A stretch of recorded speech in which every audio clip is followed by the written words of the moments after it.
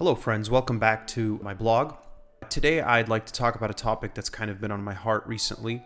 This is a pretty popular topic for many people to talk about, especially in our Christian circles, specifically in our Christian circles. And I think many times when we talk about it, we get probably a little bit too blamey. We start to blame each other, or we start to feel very guilty about it. And the topic is basically evangelism. Evangelism is a difficult topic because oftentimes we feel very bad because we don't do it enough. I think I can say that for especially our community, our Slavic community that we are in. We don't do enough. And we blame ourselves and we blame each other and we blame our churches and the situations that we're in for not serving more and not reaching out to people around us as much.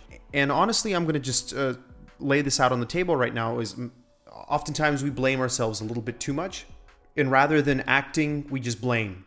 Or we look at our situation and say, well, it's going to be way too difficult for me to do something like this. I don't want to blame as much today as I want to show us a way that in which we can act.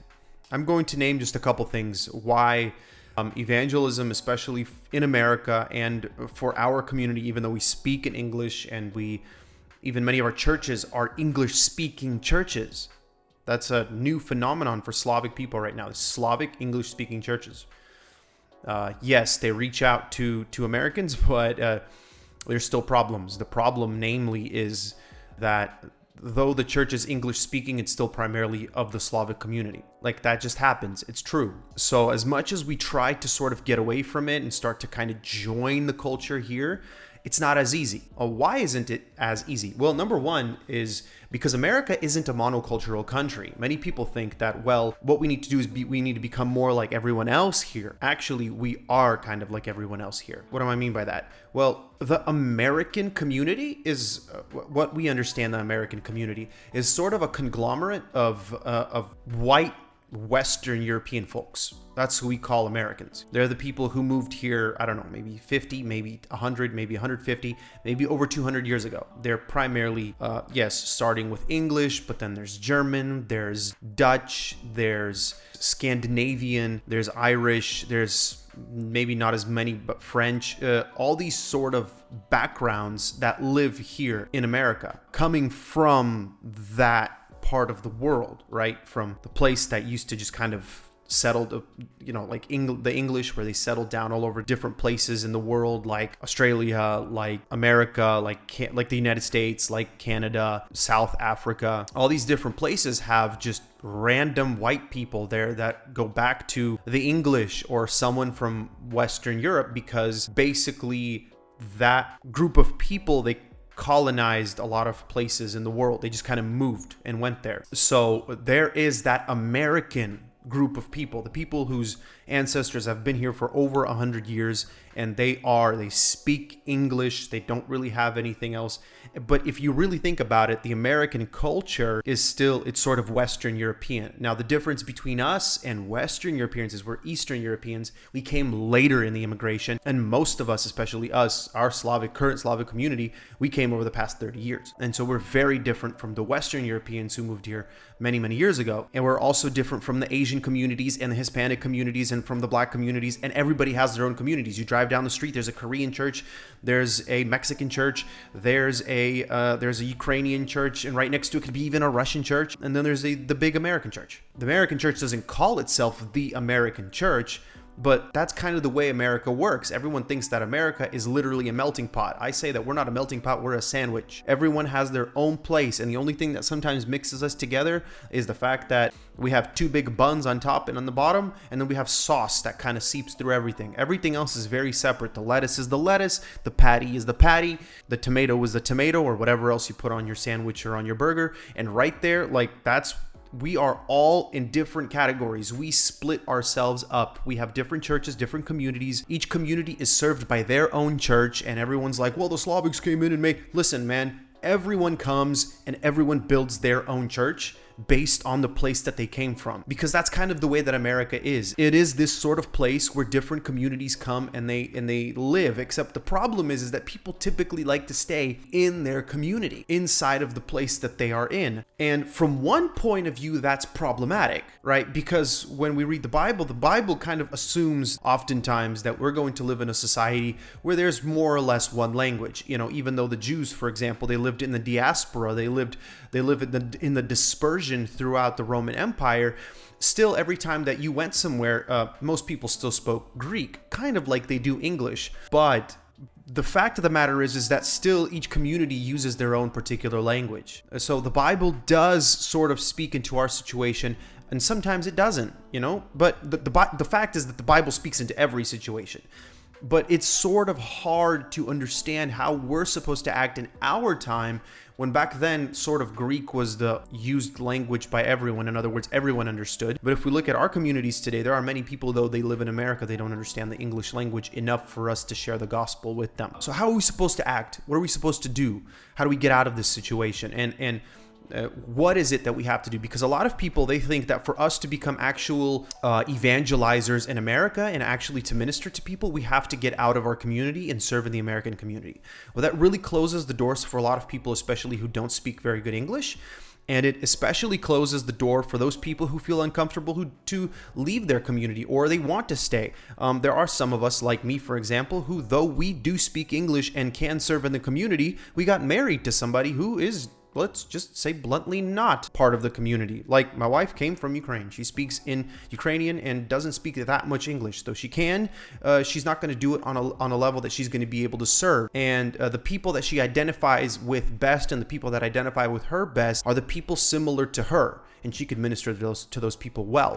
She's not going to do very well with the people that, she can't really speak to that well. She can ask for help. She can ask for a couple other things. She can order her own coffee. She can go to the store. She can ask, she can have a very sort of basic level conversation, but there are a lot of people who can't step out and can't do that. So how in the world are you supposed to live in a country like this that's basically made up of immigrants and serve people? Well, first and foremost, I basically have 3 points for how you need to look at yourself and try to understand the situation that we're in. The first thing is that God is sovereign. So God is sovereign. He put all of us in the positions that we are. Yes, we made choices. We got married to the people that we got married to, and we met the people that we met, so to speak. We became friends with the people who we became friends with. It was kind of our choice. But the reality is that God decided that we were going to be born in the community that we were born in. So God decided that I would be born to 2 Western Ukrainian parents who moved to the States before I was born. God decided that we would live in the state that we live in. I was born in, and went to the churches that I went to as a kid. And he did it for a reason. God says through Paul on the sermon on Mars Hill that Paul says these words, that God has decided the borders of the dwelling places for us and the times that we live in. So God decided that we would live in the 21st century in the United States, the richest country in the world. God decided these things for us. It's also the most diverse country in the world, with many different cultures, many different peoples, with many different languages. And we can technically, the reality is that we can choose whatever community we want to serve in. But I'd like for us to look at things from a little bit of a different perspective. If you don't know exactly where to start with where you are. The first thing is that God is sovereign. He decided for you to be born in where you're at.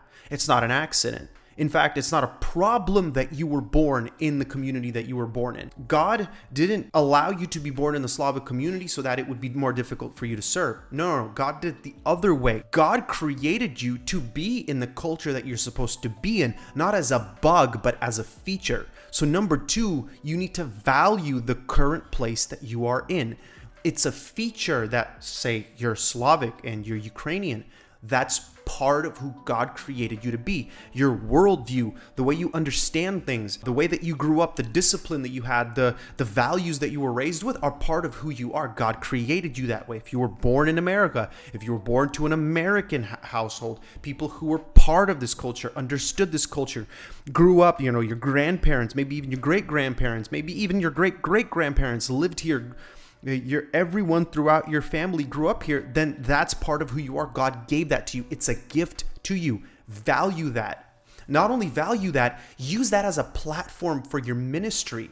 Wherever you may be, you might be called to be in the community that you are currently in. So if you are like me, if you're a Slavic kid born to Ukrainian parents, maybe Russian parents, you speak English well, but you are part of that community and you feel like you need to be called in that you're called in that community, then use that as the platform of your ministry. You don't have to get away.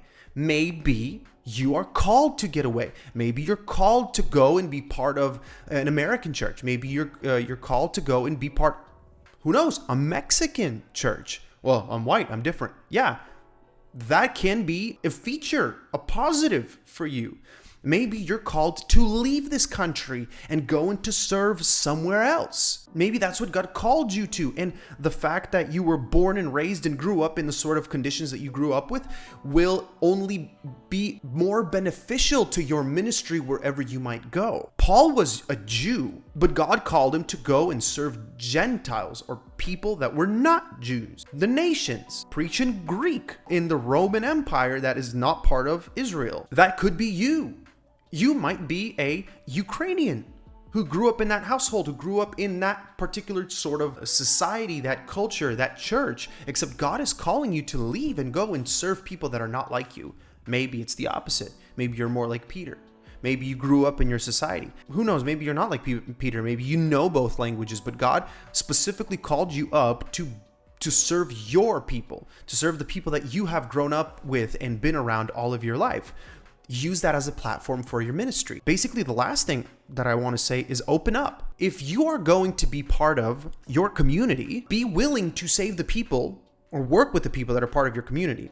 Open up. Open up to people who are not like you, even though they are similar to you, right? If you're going to be, say you're Slavic and you're part of a Russian or Ukrainian church, and you continue to go there, that's your place, that's where you want to serve, find your ministry. Discover who you truly are, what you want to do with your abilities that God gave to you, and use that in the place that you are in or with the people that you are with. But don't close up. Don't just say, well, I'm just meant for this church and that's it. No, hold on. Your church and you're supposed to move forward and evangelize. All right? Listen, you don't need to be a theologian to bring people to Christ. You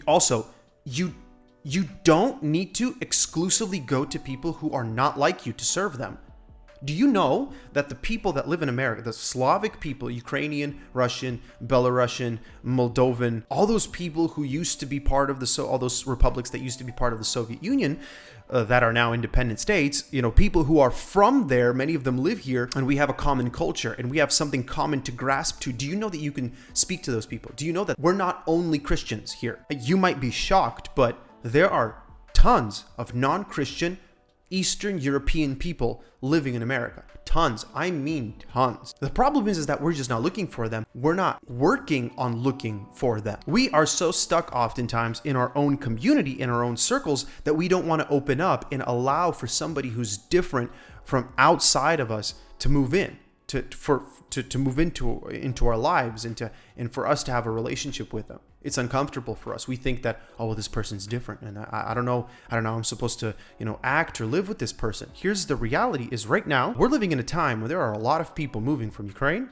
to the U.S., refugees, and a ton of those people have no idea who in the world Jesus is. Okay, they know who Jesus is, but they have no idea in the world what Christianity is. They don't know Christ. They've never gone to church. They've never been Christians. And right now, they don't have anyone here. Many of those people, they come here, they might have a brother or a sister maximum, maybe a cousin, maybe a friend, somebody who left maybe many years ago that they remember, that they came to, and that's it. They don't know anyone here. They don't have any community here. They have no one to speak to. And they're not ready to join this society because they're afraid. At the same time, we have been given this gift that we are part of this culture. We know how this country works. We know how everything around here works. We know the language. We can help them. We can get them into this community, get them mixed in faster, make them feel more comfortable, because we already know who they are, what they are like, what their culture is like.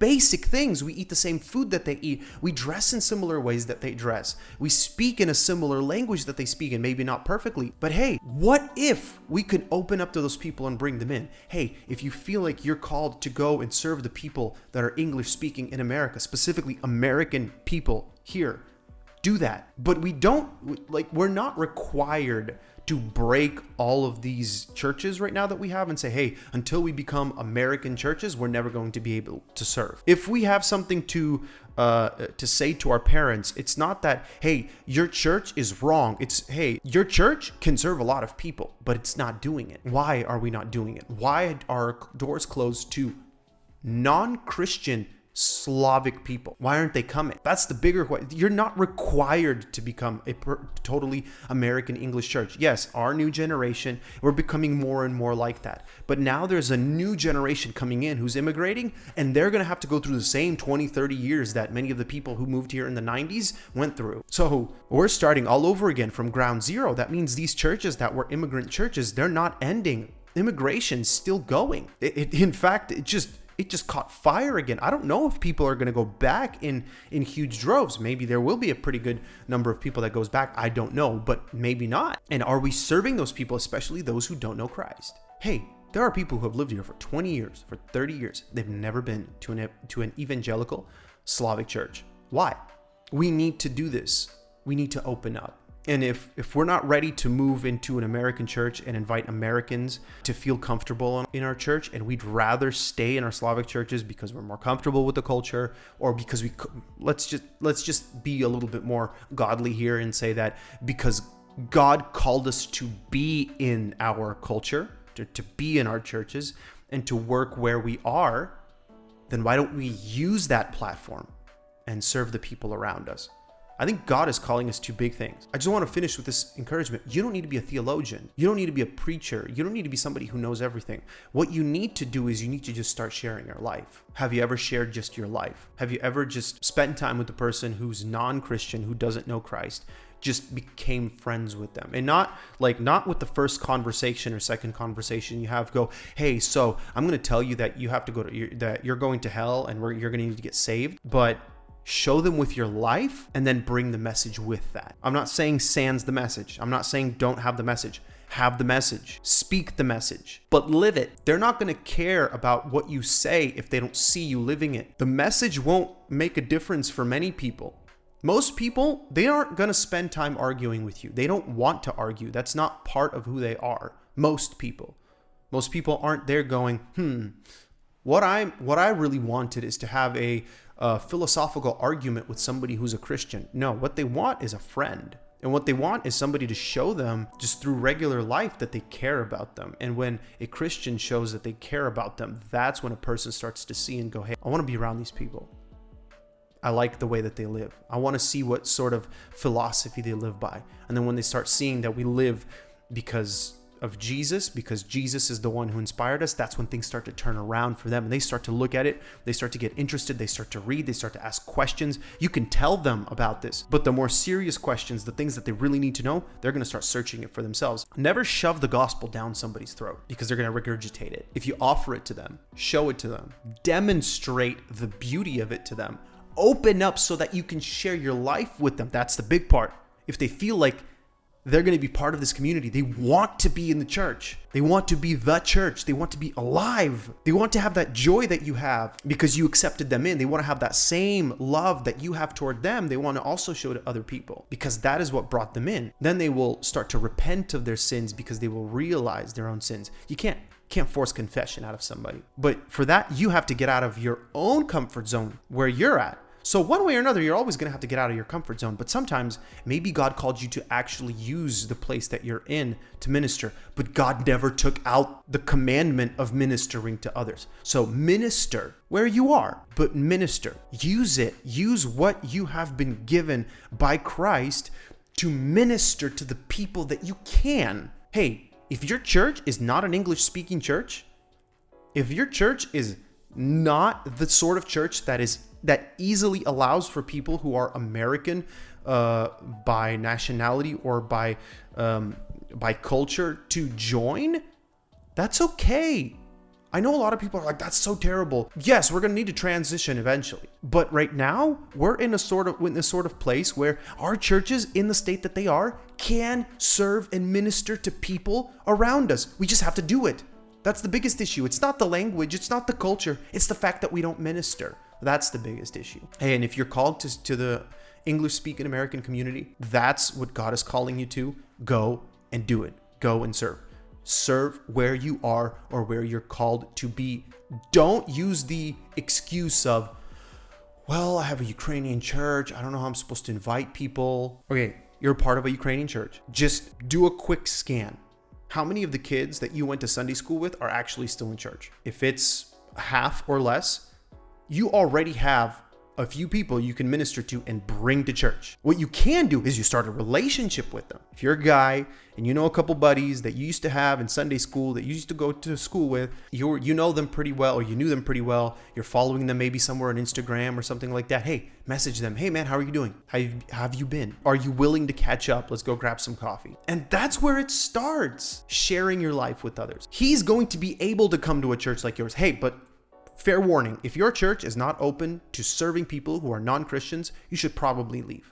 Probably. But if your church is willing to serve and to bring in people and to minister to them and to share the gospel with them, for them to be saved, bring them in. Work on that. Yes, work on them out there, build that relationship, and make them want to join the community of Christ. I think there's more that I can probably share about how, yes, you do need to bring non-believers to church. Because there are people who are like, don't bring non-believers to church. You have to tell them the gospel out there. It's like, you know what? If you're afraid of bringing a non-Christian into Christian community, there's probably a problem with your Christian community. You shouldn't be afraid of that. So the church is also a place where we should be ministering to non-Christians. There is a lot more that I could say, and I think I'm going to continue talking in the future about this. But thank you for watching. If you really liked this video, click like. If you liked it even more, then please click subscribe and share this with your friends and family and whoever you think that this might encourage. God bless you. Thank you so much for watching.